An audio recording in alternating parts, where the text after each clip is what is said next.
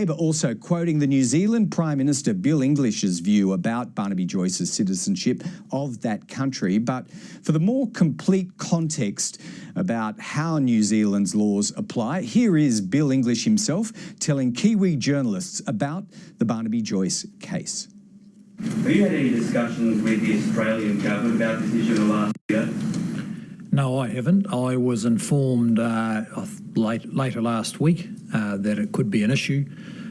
From the New Zealand point of view, it's simply a matter of Department of Internal Affairs applying New Zealand law.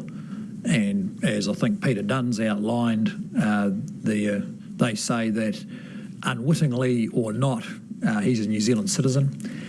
And then it's a matter for the Australian system to decide how Australian law applies in his case and how they deal with the issue. But so that was dealt with by communicating through the New Zealand High Commissioner in Australia to Mr. Joyce. I didn't discuss it with any part of their government. How are you unwittingly a citizen? Can someone force that on you? Well, it's a citizen by descent in New Zealand law.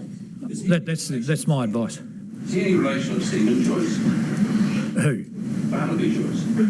Not as far as I know. If he decided that he wanted to get rid of his New Zealand citizenship ASAP, could we accommodate that? Well, you'd need to talk to the experts about that. I wouldn't want to give an opinion on it. Would you like? Do we have to accept him? No, Would you like him to be part of? He's a Nationals senator over there. Would you want him in? Well, I'm sure he'd fit into New Zealand politics somewhere, but I don't think that's what's on his mind at the moment. I think he'd like to clarify his status in Australian politics, where he's been pretty successful. We'll use it to our advantage. A Kiwi at the top of the Australian government. Well, it's, for them it's a pretty serious issue. And, they're going to have to work their way through the application, I think, of the Australian Constitution to the situation.